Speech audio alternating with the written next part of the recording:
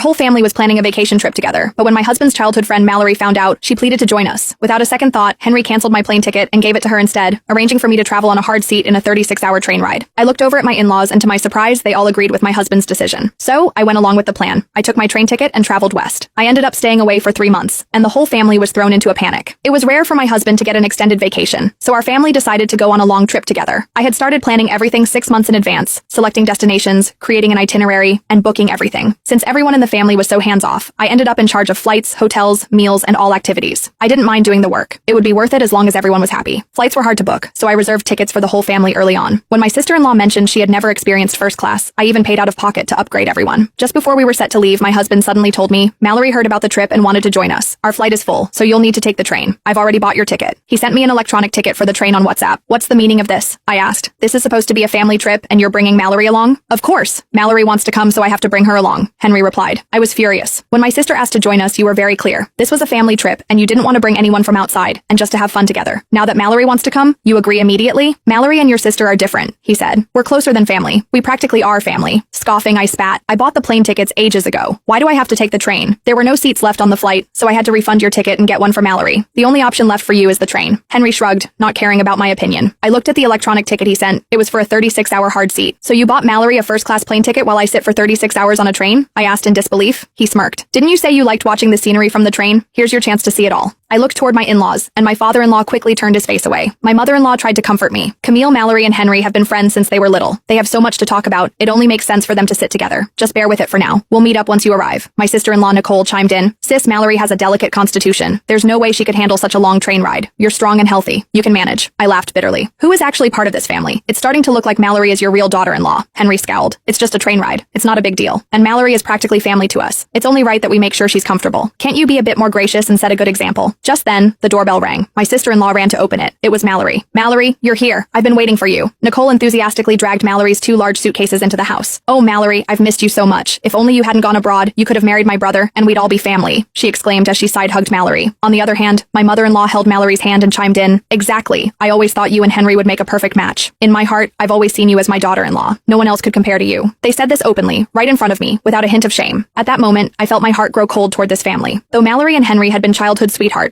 when the Baker family fell on hard times, she left the country without hesitation. It was me who helped the Baker family repay $500,000 debt, and out of gratitude, Henry married me. I had given so much to this family. My parents-in-law weren't in great health, and I'd been caring for Nicole since she was 10, handling everything from cooking and laundry to picking her up from school, helping with her homework, and attending her parent-teacher meetings. Now she was 15, and I had essentially raised her for 5 years. Though I was only her sister-in-law, I felt more like her mother.